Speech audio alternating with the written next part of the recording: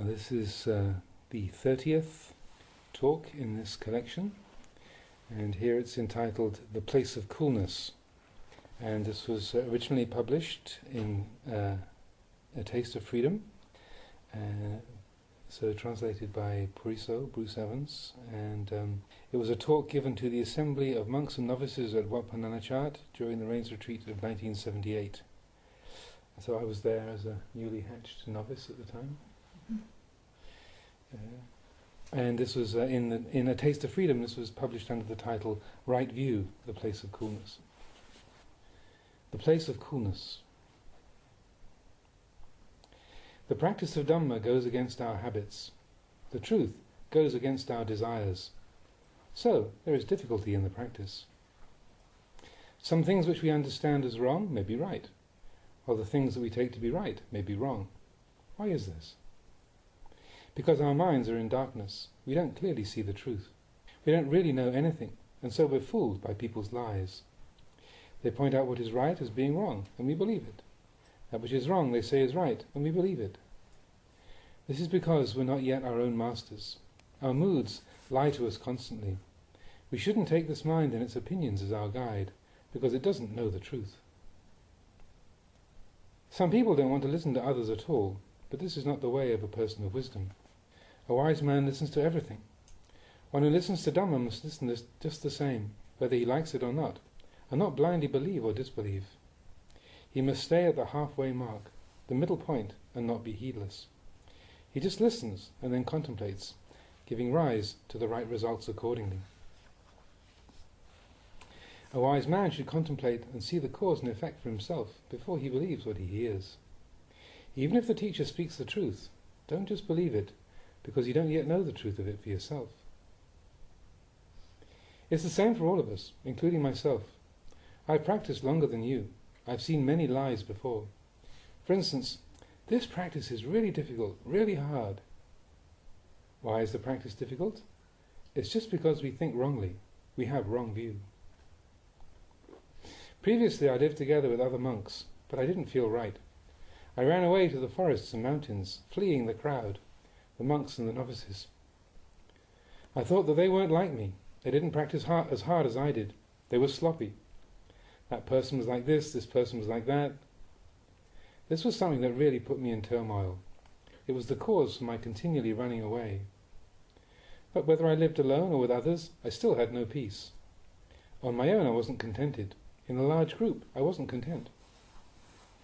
I thought this discontent was due to my companions, due to my moods, due to my living place, the food, the weather, due to this and that. I was constantly searching for something to suit my mind. As a Dhutanga monk, I went travelling, but things still weren't right. So I contemplated, what can I do to make things right? What can I do? Living with a lot of people, I was dissatisfied. With few people, I was dissatisfied. For what reason? I just couldn't see it. Why was I dissatisfied? Because I had wrong view, just that. Because I still clung to the wrong Dhamma. Wherever I went I was discontent, thinking, here is no good, there is no good, on and on like that. I blamed others, I blamed the weather, the heat and the cold. I blamed everything, just like a mad dog. It bites whatever it meets, because it's mad. When the mind is like this, our practice is never settled. Today we feel good, tomorrow no good. It's like that all the time. We don't attain contentment or peace. The Buddha once saw a jackal or a wild dog run out of the forest where he was staying. It stood still for a while, then it ran into the underbrush, and then out again. Then it ran into a tree hollow, then out again. Then it went into a cave, only to run out again. 1 minute it stood, the next it ran, then it lay down, then it jumped up. That jackal had mange. When it stood, the mange would eat into its skin, so it would run. Running, it was still uncomfortable, so it would stop. Standing was still uncomfortable, so it would lie down. Then it would jump up again, running into the underbrush, the tree hollow, never staying still. The Buddha said, monks, did you see that jackal this afternoon? Standing it suffered, running it suffered, sitting it suffered, lying down it suffered. In the underbrush, a tree hollow or a cave, it suffered. It blamed standing for its discomfort. It blamed sitting. It blamed running and lying down. It blamed the tree, the underbrush and the cave. In fact, the problem was none of those things. That jackal had mange. The problem was with the mange. We monks are just the same as that jackal. Our discontent is due to wrong view.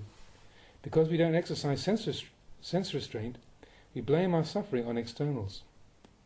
Whether we live at Wat Pah Pong in America or in London, we aren't satisfied. Going to live at Bung Wai or any of the other branch monasteries, we're still not satisfied. Why not? Because we still have wrong view within us. Wherever we go, we aren't content. But just like that dog, if the mange is cured, it's content wherever it goes. So it is for us.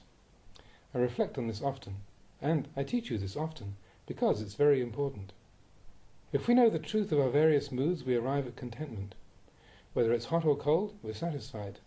Living with many people or with few, we're satisfied. Contentment doesn't depend on how many people we are with. It comes only from right view. If we have right view, then wherever we stay, we are content. But most of us have wrong view. It's just like a maggot. A maggot's living place is filthy. Its food is filthy, but they suit the maggot. If you take a stick and brush it away from its lump of dung, it'll struggle to crawl back in. It's the same when the Ajahn teaches us to see rightly. We resist it. It makes us feel uneasy. We run back to our lump of dung, because that's where we feel at home. We're all like this. If we don't see the harmful consequences of our wrong views, then we can't leave them. The practice is difficult, so we should listen. There's nothing else to the practice.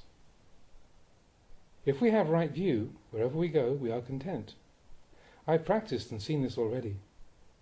These days there are many monks, novices and lay people coming to see me. If I still don't know, if I still had wrong view, I'd be dead by now. The right abiding place for monks, the place of coolness, is just right view itself. We shouldn't look for anything else.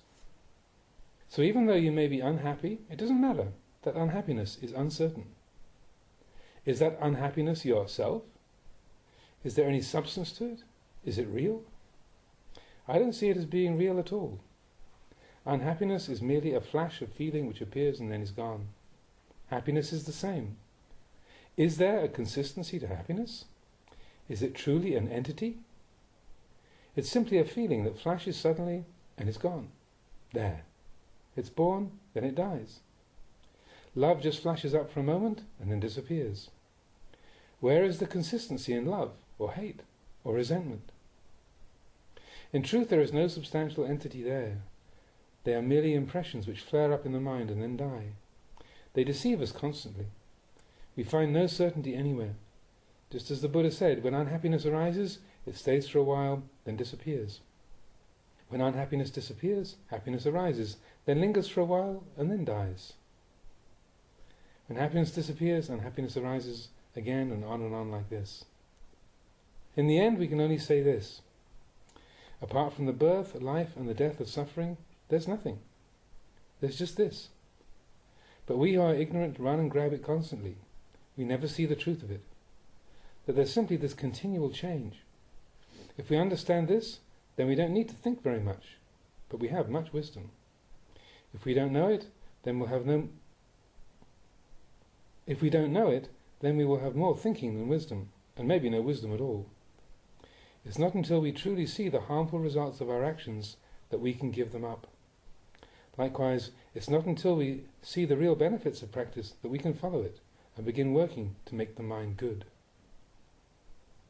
If we cut a log of wood and throw it into the river, and that log doesn't sink or rot, or run aground on either of the banks of the river, that log will definitely reach the sea. Our practice is comparable to this. If you practice according to the path laid down by the Buddha, following it straight, you will transcend two things. What two things? Just those two extremes that the Buddha said were not the path of a true meditator. Indulgence in pleasure and indulgence in pain. These are the two banks of the river. One of the banks of that river is hate, the other is love. Or you can say that one bank is happiness, the other unhappiness. The log is this mind. As it flows down the river, it will experience happiness and unhappiness. If the mind doesn't cling to that happiness or unhappiness, it will reach the ocean of Nibbana. You should see that there is nothing other than happiness and unhappiness arising and disappearing. If you don't run aground on these things, then you are on the path of a true meditator. This is the teaching of the Buddha. Happiness, unhappiness, love and hate are simply established in the nature according to the constant law of nature. The wise person doesn't follow or encourage them. He doesn't cling to them. This is the mind which lets go of indulgence in pleasure and indulgence in pain. It's the right practice.